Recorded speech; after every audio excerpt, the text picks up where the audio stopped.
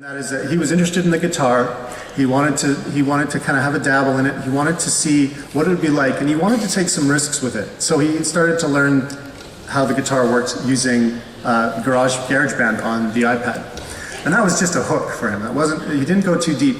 But what it did was it enabled him then to get more into the guitar. And now that picture at the bottom, a year later, he now is learning guitar. He not only has a teacher that he engages with on a weekly basis, but he now goes onto YouTube and he looks up songs, Led Zeppelin, Arctic Monkeys, those are his favorites. And he goes and he wants to learn songs. And I think about, some of you might have seen Kevin Honeycutt talk about the benevolence of rewindable learning. And I like that expression because he talks about the idea that, whether it's music lessons or getting a math step or process, kids can go back and watch segments of video on their own time informally. And that's not going to replace teaching. It's not going to replace having the interaction and the guidance of people in the room. That's really important to point out. But I think the fact that kids can go around experts and find their own, and they can augment that, they can triangulate. I was teaching my son about improper fractions after he came home and said, I just don't understand how my teacher, the way she's explaining improper fractions. I had to go. He warmed up a little bit to my approach, but he went to Khan Academy to find the approach that he really liked. And actually he took all three of those, and he was able to, I think, deepen his understanding of the math concept that way. So that kind of thing really excites me about where we are with, and how this kind of thing informs modern learning. And of course, with those devices, this comes back to that issue around distraction. And I think we can all probably admit to the fact that this has changed the family dynamic, right? This has changed the way things happen at home, the dinner table. At our house, we have a sacred space where everybody charges up, and the adults too. It's really important that we walk the talk as well, so that when we come in the door, we're not just burying our heads in devices, because that's what I see all around supermarkets. Anytime there's a free moment, people seem to be I'll just sort of like, it's almost like the black hole of the screen, and a lot of times it's a wonderful thing that we can access that. Well, I think we now need to start thinking a little bit more about how it's affecting just everyday interactions, because our leisure time and our learning time, those are overlapping and blending more than ever before. So I think we just need to be mindful of that. So these are some of the things I think that are important to talk about as far as as far as what's leading in for our kids, and how knowledge and access is coming into play here. Some of the key drivers of change, you'll recognize some of these, of course, the ATM, automatic checkouts, self-checkouts at the libraries, and then of course the Air New Zealand check-in. So these are all things that I think we sort of take for granted now, but it's these kinds of, any job that's routine and non-cognitive routine, even cognitive routine, those kinds of jobs are starting to fade. A lot more is becoming automated. And so I think we need to be mindful of some of those, how this is going to affect some of the jobs that our kids are doing. So what's changed? And this comes from a book by Tony Wagner from Harvard University, and The Global Achievement Gap. I highly recommend this as something you can read to kind of give you a bit more of a background on this kind of thing. But he talks about, sort of one of the three main things that have changed is that access to information is ubiquitous. So the fact that we can access information from multiple entry points, as I mentioned earlier with my son and students, that's really, kids come to expect that it's just a utility. Some kids almost entitled in a way. They expect Wi-Fi to be on. They expect that they can access information when they have a burning curiosity, and that's had a huge impact. Second one is around, it's not so much what you know, but what you can do with what you know, and also knowing where the experts are. And so much about a modern learning environment is young people finding their voice, finding out what they're really good at, leading with your strengths, so that we can better manage maybe some of our weaknesses or some of our challenges. So that's a really important thing, not only for our kids, but for us to remember as teachers. When we're leading with what we do best, when we know what we do, how we work, and the things that we really bring to the classroom or to our learning environments, then we can model that to the kids, that we can manage those other things really well. So I think that's really important. And the point number 3, which I've touched on already, is just that any job that can be routine, or is going to be offshore, or it's going to be automated. And so I think these are important key drivers of change right now in society. And I'm sure you've all been to sessions where this has been echoing. And again, the golden age of information, as I said, I think it's worth noting, how much education has changed. At a time with the agrarian age, sort of pre-industrial, it was very much your name, your place, and your geographical location. Really, that was what determined what you would be. And so, if your dad was a blacksmith, or a carpenter or something, you would do that job likely, and you had access to information and experts that were within a limited geographical zone, and that's incredible that that's changed. Just down below there, of course, the industrial model, which had a tremendous, the factory model, which has had a tremendous influence and impact on teaching, and it has made teaching the ability for knowledge to be transmitted between generations. So one person was the keeper of all the knowledge, and it was a one-to-many relationship. So young people came in and they learned from one expert, and then they went through different subject areas, very similar to a factory line model. Okay.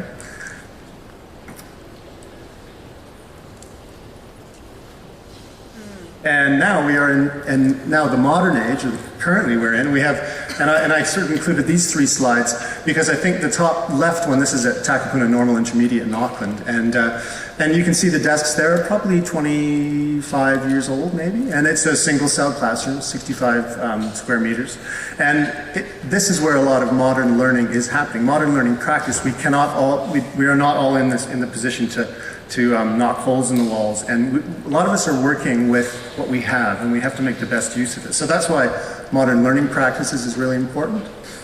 The other slide that I point to there is a guy by the name of Terry White, and he works with a lot of schools in the UK, and he's pointing to a measurement tool that measures the acoustic quality in a classroom. So you can begin to determine where's the best place to have small group activity, where's the best place to have large group, one-to-many, where's a good spot for reflective time.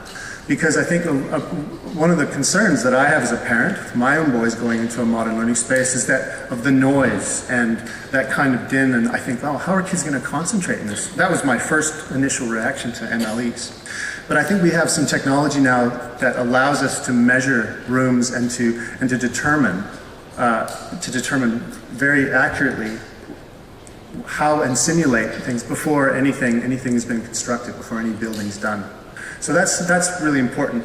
And that bottom photo there is from Stonefields Primary in Auckland, and they've had the advantage of course having a clean slate to work from. But I think it's important to note that with that, I guess, is the emphasis around visibility and the idea that when we have teachers coming in who are skilled and working in this environment, that they're actually instilling habits and competencies and actually reflecting the values of the school and the vision of the school in many ways. And I think with a modern learning environment like that, we have to be able to provide an anchor of good knowledge, good guidance with our kids. Otherwise, it will just seem like it's free-range learning, and we need it to be a real purposeful experience. And the other thing too with this sort of modern age is that thinking about our classrooms and our neighborhoods and how diverse our communities are becoming, just even in the last 10 years, it's remarkable. And I think we've sort of moved away from the cultural tolerance to more of an acceptance and embracing of multiple cultures. And my mom's from Canada, my dad's from New Zealand. I saw some people call me sort of the Commonwealth citizen, I guess.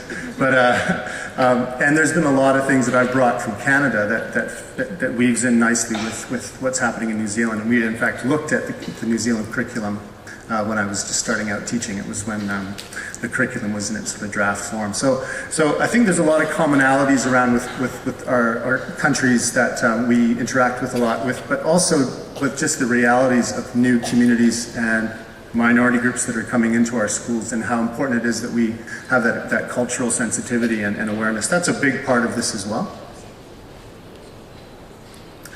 That's it's quite a big graphic, this one, but it sort of makes up the new sort of knowledge ecosystem.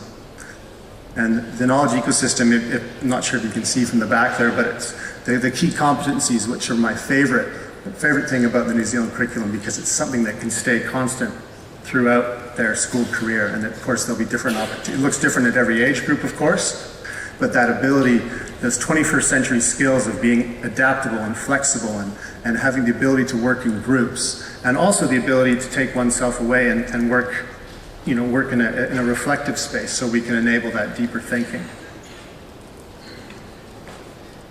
And again, it's not about BYOD, I like to say BYOP, bring your own purpose.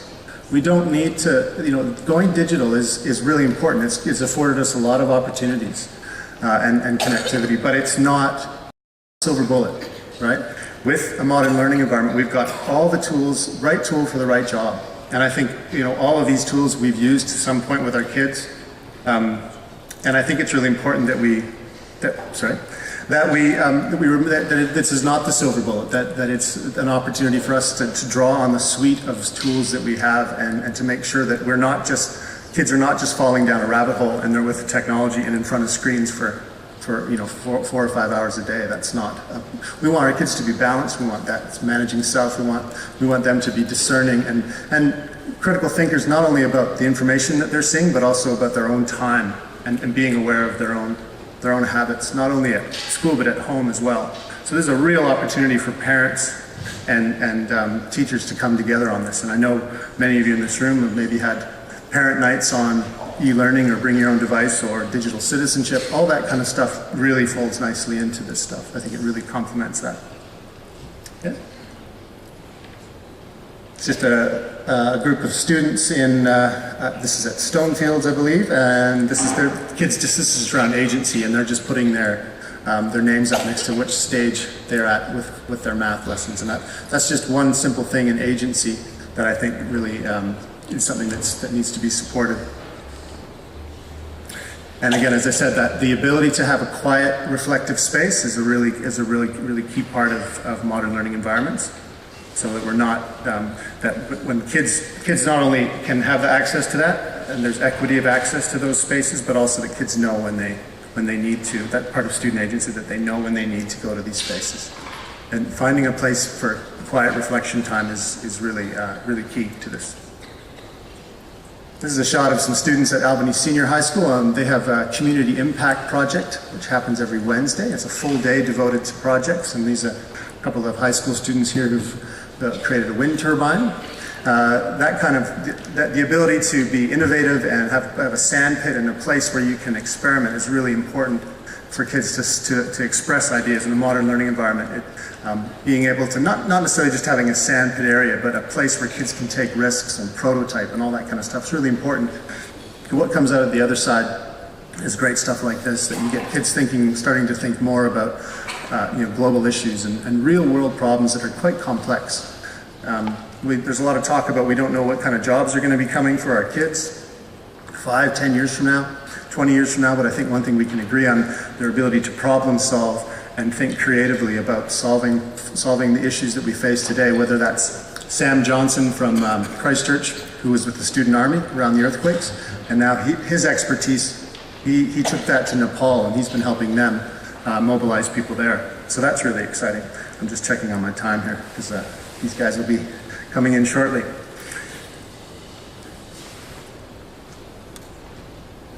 So physical environment, where does it sit in the ecosystem? So this is all, again, if you're looking at MLE or modern learning practice, it's a really good opportunity to really take a good look at your school vision and your values. And I think it's a bit like when you talk about something with your feelings out front. People can't argue with your feelings. They might argue with the facts or how you arrived at those feelings. Maybe it's a conflict. And the same thing applies with a vision. If everybody is on board with the vision and the values of your school, then planning this, whether it's an e-learning plan, MLE plan, or whatever it is if it all comes back to why we are here. We are in the business of serving our learners and that's our core business, serving our learners and embracing their challenges and their needs. And so I'll just unpack this a little bit for you. So the educational philosophy is sort of, again, the vision, kids and community.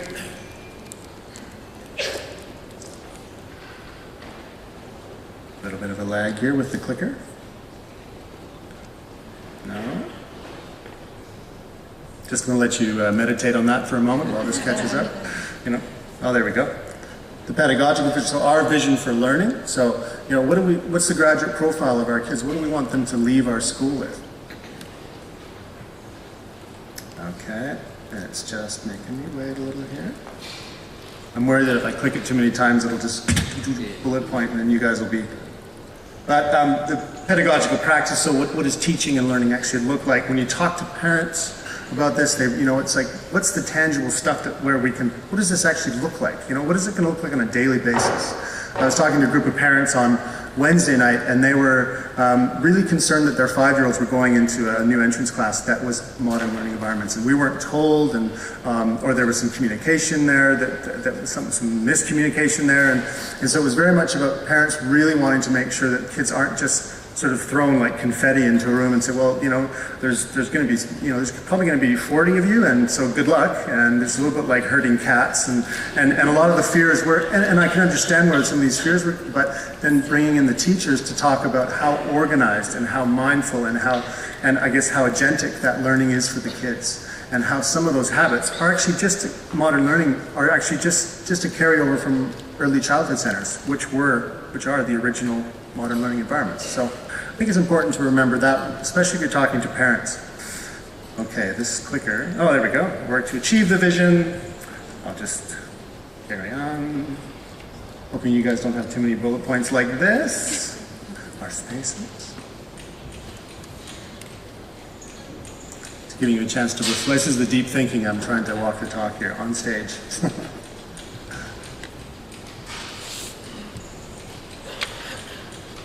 And of course, and then the activities designed to cause the learning, which, again, we do this all the time. It's just part of the formative experience. So when it takes place, I think. Can you guys take me to the next slide?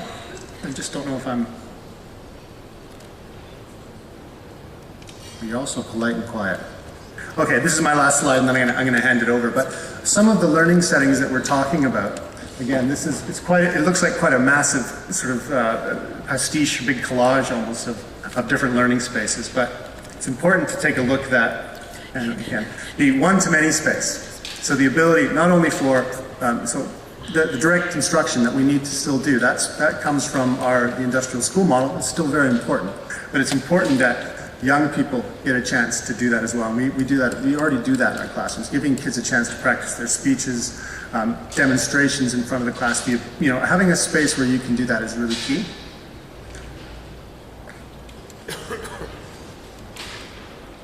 Peer tutoring space, and again, this is something that isn't really anything new to many of you, to most of you, I'm sure. But that wonderful moment where you see young people teaching, whether it's tapping into the student's digital expertise or getting a student who might have a low reading ability or maybe low functioning in some other area, but amazing at a certain kind of maths or really good at something. That peer tutoring, I mean, we all know how we are when we prepare and we teach something to somebody else. It just solidifies that our own understanding. The informal learning space, again, it's that ability, that opportunity to build, to make mistakes and to trial things and to go through them, and creating that climate in your classroom is so important.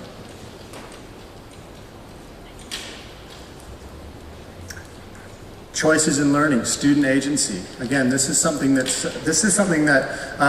I think as a teacher, this is something that I always was a real challenge for me, just learning to let go, and this is where the organization and in a modern learning space, if you are team teaching or co-teaching with somebody, that's where you can really find out where those personalities and those teaching styles and even learning styles, how those all intersect and support one another. That's a really key thing.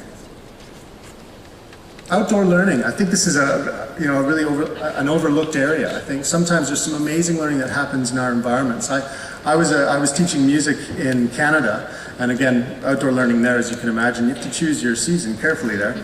But I used to take masking tape and go out onto the pavement and do the treble clef, the lines and the bars, and the kids would throw bean bags, and then they would learn the names of the notes by where the bean bag landed on that.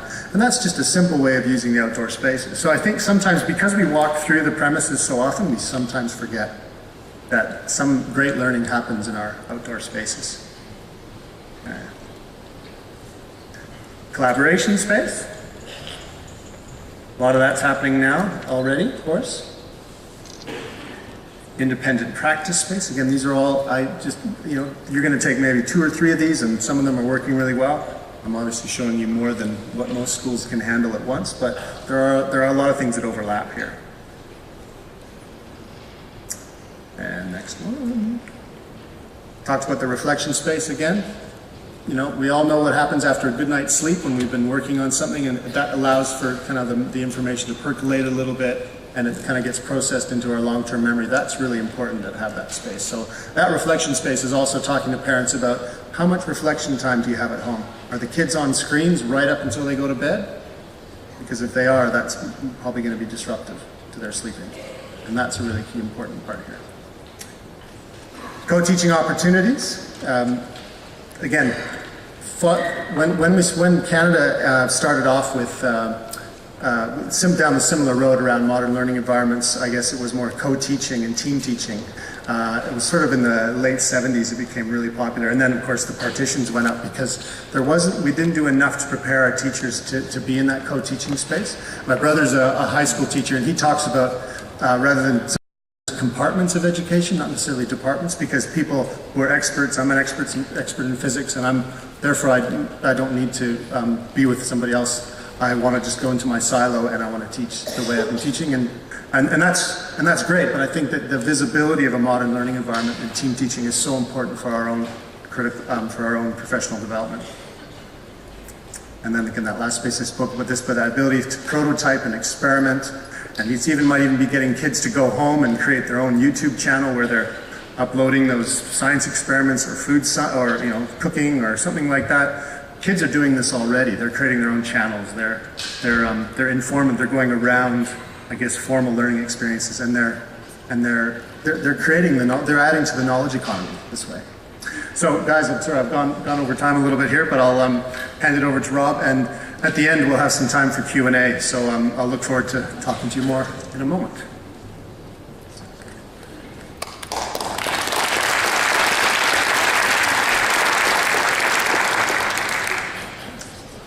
I hope Andrew's been compelling on the why, otherwise there's not much point to me talking about the how, really.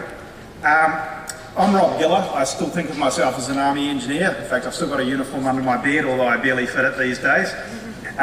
In the first probably half of my 20-odd year military career, I built bridges in Samoa and hospitals in Solomon Islands, removed landmines in Cambodia.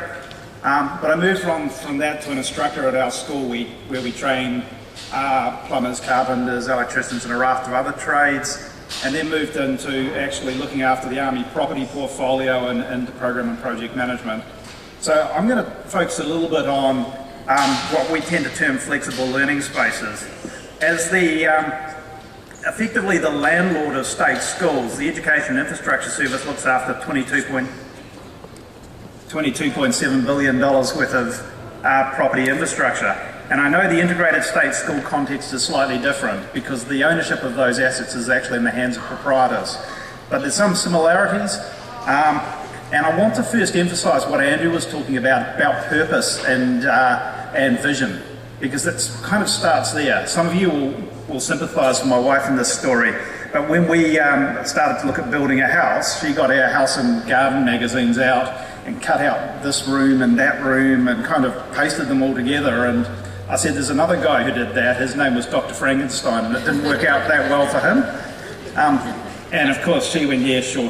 But we had a bit of a conversation about what our needs were. And I think it's really important to do some deep thinking about your needs before you start in the physical space. As Churchill said, we define our spaces, but after that they define us, and they constrain us, and they shape us.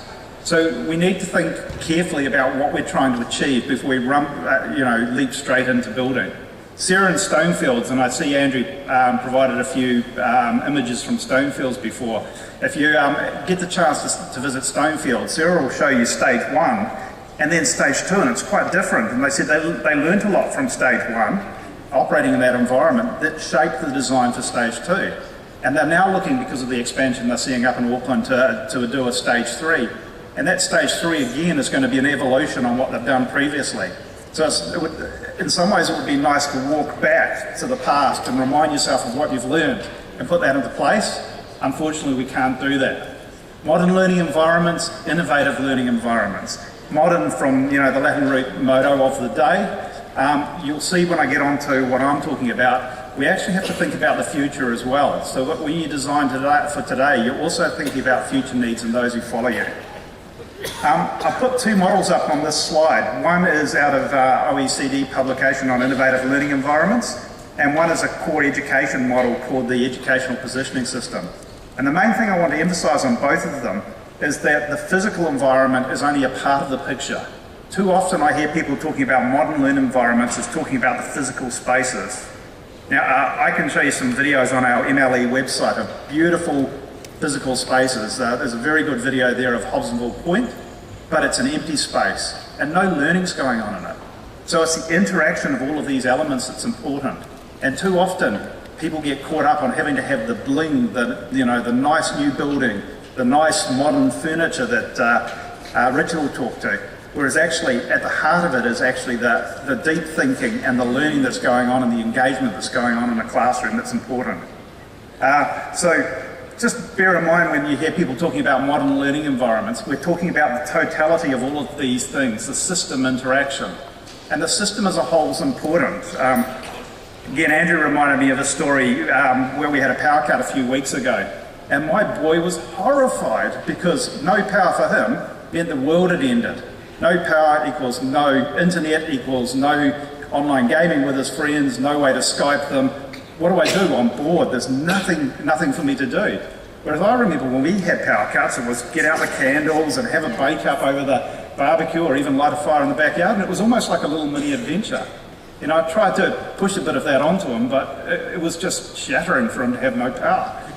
Actually, it was shattering for him to have no internet connectivity.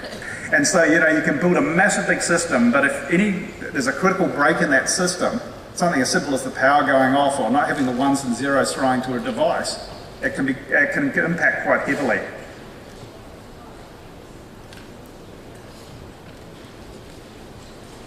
So most of my role is about one slice of that OECD model or one thin slice of that core education model, which is about the flexible learning spaces. For the state schools, we are setting standards and guidelines for the development of new schools today that are about flexibility or adaptability, so that the spaces are purposeful not only for how they're used today, but for how they'll be used into the future.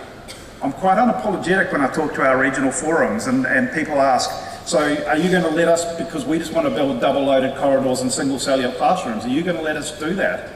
And as a landlord, I'm saying no. Our design processes will allow you to actually organise your space to teach in that fashion, but we're not going to build that way that will constrain others into the future.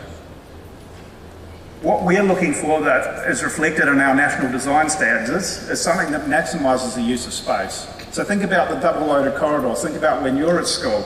There's a hive of activity for a few minutes, and then that empty space, and they're not used for a 40-minute period or an hour and a half, then there's a hive of activity and they're not used again.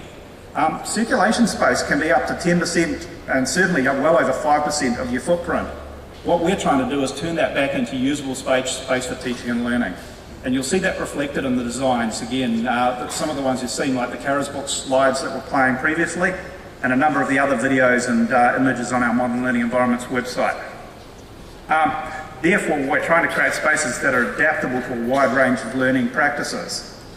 Modern neuroscience is telling us a lot of things about what you need to think about with regard to lighting. These sort of lights, actually not that good for a human being. We were designed to be out on the plains throwing spears at buffaloes and that sort of thing, or a hunter-gatherer, if you like. And actually, natural light is really important. Natural light has a high blue light content, and that's really important for cognition.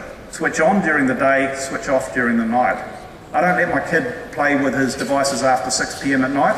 I've found that change has been massive in getting him to go to bed at 8:30 on the dot. Because if he was on his iPad up until 8 o'clock, his mind was a little bit more active, his ability to get into a restful state and get off to sleep was problematic. We made that change organisationally in our household about 6 months ago, and it's off to bed at 8 o'clock, asleep by 8:30 on the dot, no problem sleeping through the night. Similarly, what we're trying to do is encourage maximum use of natural light into the classroom from a design perspective. We're also trying to ensure that those environments are well ventilated and balance that off against the thermal and acoustical needs in the classroom. We're trying to create ICT-rich environments. Again, it doesn't need to be used, but to future-proof those spaces. The ICT build today runs all the way through to full wireless connectivity. Spaces that are accessible, and that's not only accessible in terms of making sure it's accessible for people with mobility disabilities, but also accessible to the community, because schools are inherently, and again, it might be a little bit different in your space, but schools are inherently community assets. So when we're building new schools or undertaking major redevelopments, now we're engaging with the local council. In many cases, they're adding money into the pot to expand gymnasiums, to create facilities that we have shared use arrangements as community assets around. And that are, well, you know, connected to the community in terms of the entrance to the school, having space so parents can come in, feel welcome, have a reception area, see what's going on in the school, feel part of that learning environment.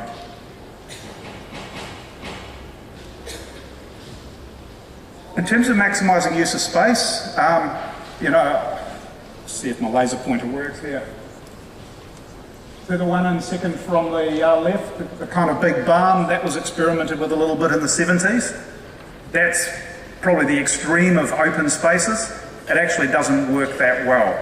But as I said, the one on the far left, that kind of double-loaded corridor and the single cellular spaces, also limits the range of approaches you can take to space. So you will find that the kind of floor plans for what people describe as a flexible learning space, or incorrectly as a modern learning environment, tends to have a range of different sizes of space, and they're designed to respond to, the clicker will keep up with me, a raft of different teaching practices. So again, you see that in a sense in these sort of spaces like the TSB arena, where you've got a large area here, acoustics aren't that great perhaps, and then you have a number of different other spaces that can be broken out into for different purposes.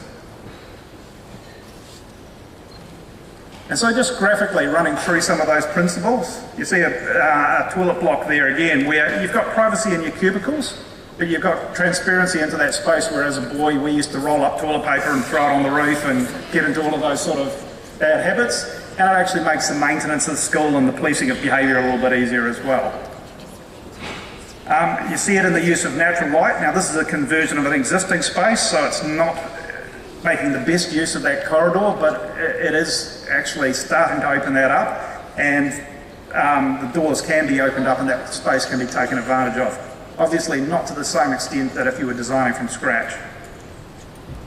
But you can see how natural light flows through the classrooms and into that area as well, as opposed to having all the lights on. Another example of good cross ventilation with the high level windows, and increasingly those sort of windows can be put on sensor systems as well, so where CO2 levels are building up in the classroom, again CO2 content degrades performance, windows can even open automatically. And ICT seamlessly running throughout the spaces. Talks for itself. And just for the Wellington folk, I've got a list of flexible learning spaces in the Wellington area, but if you want to know where there are examples further abroad, you know, there's the Stonefills and the Hanayas in Auckland, there's the Carisbrooks in Dunedin, and if you want to know any more, feel free to contact me. Our details are on the back of the presentation, and I can also point you in your local area to where there are examples. I've noted there's a raft of people trekking off to Melbourne to see what's going on over there. There are plenty of examples in New Zealand, and plenty of teachers in New Zealand who are more than happy to convey to you what they have done without trekking off to Australia. Thank you.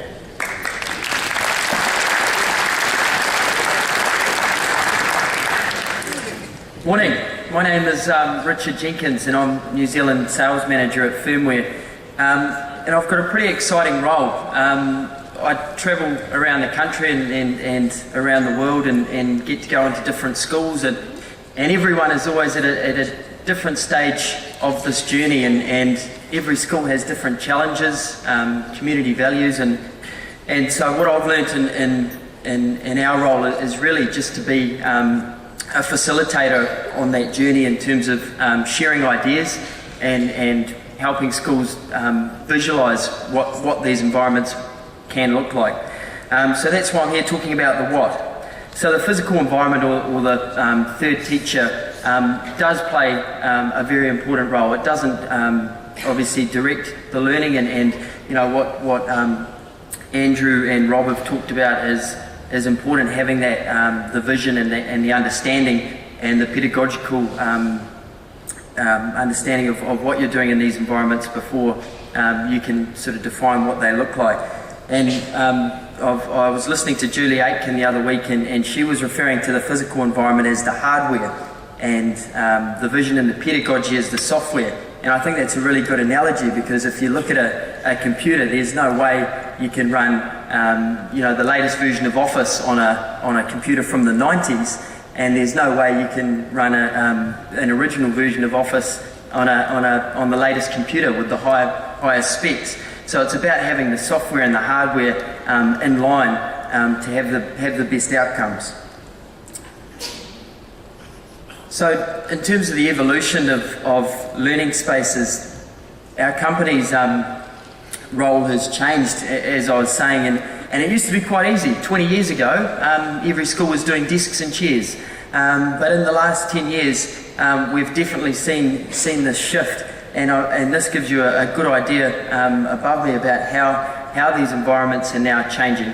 And what I wanted to talk to you a bit about was some key principles that we take into account and we share with schools when you're looking at the furniture specifically.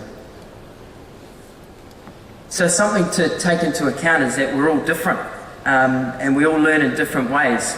I mean, if we all take a look at how we work when we're at home or in our office, can I get a show of hands of the people here who use standing height desks in their office? Yeah, so we're seeing a lot of principals now changing their office to standing height desks, and the feedback that we're getting is that not only are there ergonomic and health benefits, but there's also productivity benefits as well, because you don't want to stand for too long, and so when you're standing at your desk, you're very purposeful about what you're doing, and then you can spend more time off talking to other staff or spending time around your school. So when it comes to furniture, it's about providing choice in a learning space. And so we're seeing tiered environments, from standing height to mid-height tables to kneeler areas. And the way we learn changes throughout a day as well.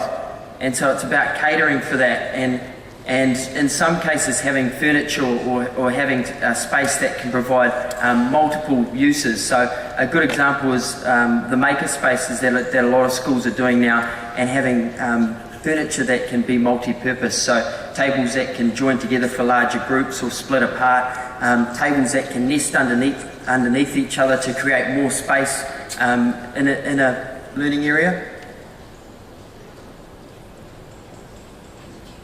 Another quite challenging concept is the removal of teachers' desks from traditional spaces as well. So we're doing a lot of products that are supporting mobile and collaborative teaching, and one of those that you see above me is referred to as the Teacher's Pod. So when you're looking at a learning space, obviously in a traditional sized classroom, a teacher's desk can actually take up quite a bit of space. And so a number of schools now are looking to things like the Teacher's Pod. That means you can remove or substitute that teacher's desk, but still have an area of storage and a lectern, or an area where you can have your laptop next to a projector or an interactive whiteboard. And also the other image is referring to a table that a teacher can base themselves at with small groups, but that table can also go back into the learning area as well. And creating space. So when we work with schools, obviously the MLE is not a destination, it is a journey, and so when we're working with schools in terms of implementing furniture, it's about taking a very minimalistic approach to the furniture that you put in, because you can always add, but when you clutter an environment, it makes it a lot harder for movement and actually finding out what furniture is going to be purposeful for what you're doing. And supporting technology.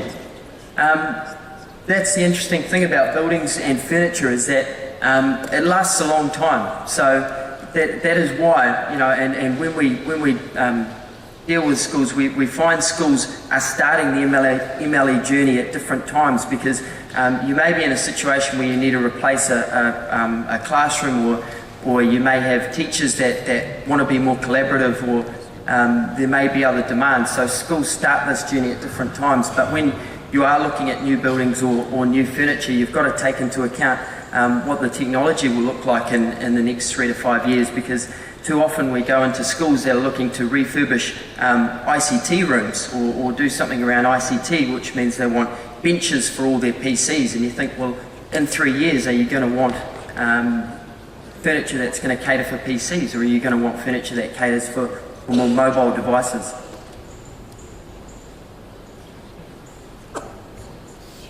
And engaging learners. So a key foundation to our company is ergonomics and providing furniture that's going to be comfortable for students, because there's research based around increased comfort increases engagement levels for kids. It's quite simple. So, you know, when you're looking at learning spaces, look at providing furniture that's going to be the right size and is going to be comfortable. And 3 examples I just wanted to go through. I'm keeping in mind that I'm short of time here. So this is Whitiora School in Hamilton.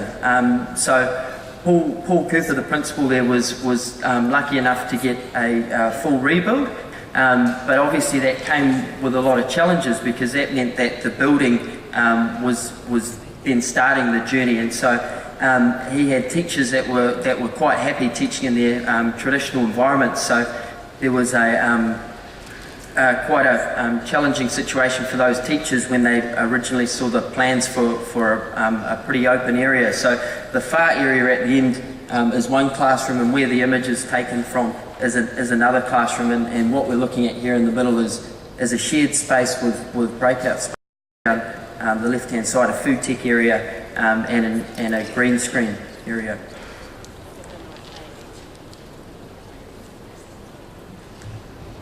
And this is Vauxhall Hill, Vauxhall School. And what's interesting about this one is the teacher in this room really liked working on the floor with kids. So what we put together was a Neela height whiteboard teaching table, and the kids just loved it. And you can also see here the storage incorporated in the tote trolleys as well. And that's a question that we get quite a bit with schools changing from desks and chairs to tables, is that where are my kids going to keep all their stuff? So what we do is always recommend that you have some kind of tote storage area, and you can manage that through using different colour tote trays or positioning tote storage in different areas of the classroom. And this is Ngatia School, another Waikato school, and the really interesting thing about this example is when I first met Carla, who was the head of this department 2 years ago, or 2.5 years ago. I went in and conceptually they were already trying a whole lot of different things within their learning environment. So they'd actually made their own standing height tables. They had got old whiteboards and bolted them onto tables. So conceptually they were actually trying out a whole lot of different things with their furniture. And they had no budget to refurbish any of their buildings. So they actually got a parent who was a builder, and that parent found out how big a hole they could cut in the wall while keeping the weight-bearing parts of it. So you can see, looking through there's actually 3 classrooms, and they've literally just cut holes in the wall so the teachers could start collaborating.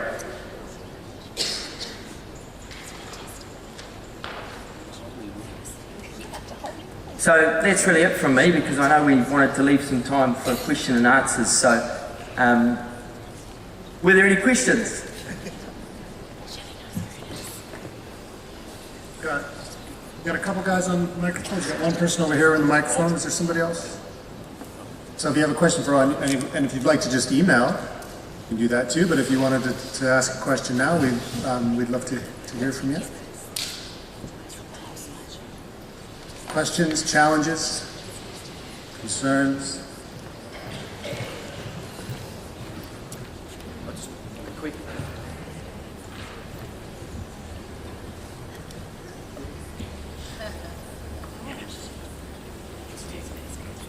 It's not dead. Just a question for Richard.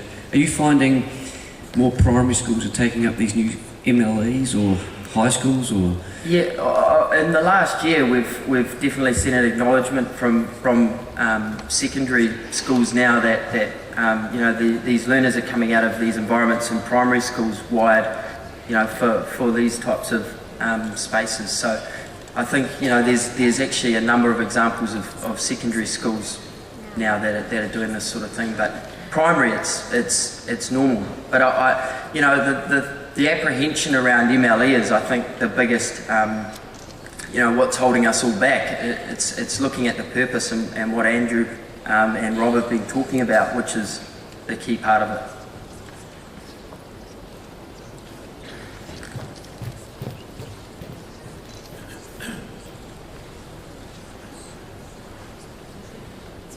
What's the ergonomics of sitting on the floor? We're playing around with the furniture and the open learning environment. And what I don't know, maybe you can help me with, is how ergonomic is for children to sit on the floor and work? It's not, is the short answer. But the thing is, I think in these types of environments, it's encouraging movement. So whether they're spending, you know, whether kids are spending time on the floor or standing, the ergonomic research that Furnware have is around seated height and posture, and obviously there's research with standing height tables, but not on the floor, unfortunately.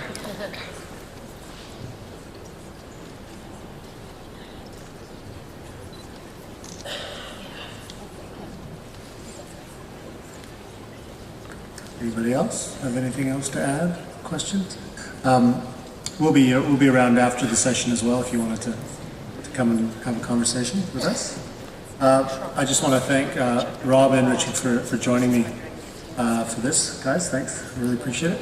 And I guess the other thing the last note I'll say is that, you know, this is definitely this is not about reinventing teaching and learning. This is about taking the very best of what we're all good at, our expertise, and just making it better. This is all about just looking at how environments practice can help us to evaluate our programs. My last when I was a camp director, I had some great advice that carried over right through to teaching, and that was, you know, never stop evaluating your programs.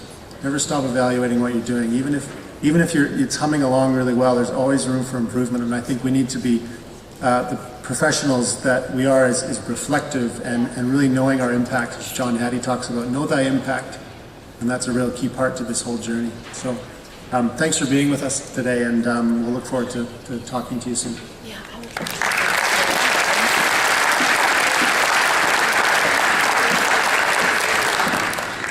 Thank you, guys. It's such an exciting and innovative learning time for our students. I was just looking at the picture with the devices at the breakfast table. My husband watches TV and he has his iPad in his hand and he has his phone there. So now we've got proof that men can multitask too. So thank you, Andrew. Rob, I've been to 3 innovative learning environments now, and for me, change is going to be the key. I know as a teacher, our pedagogy has to be open to change, and we expect our students to change, so we have to be good examples. And Richard, I'm really looking forward to you visiting our school in Tamaranui with all your flash new furniture. I don't know what my budget is yet, so hopefully you've got some really long-term payment systems going. So it's a really exciting time, and thank you to all three of you. It was really interesting.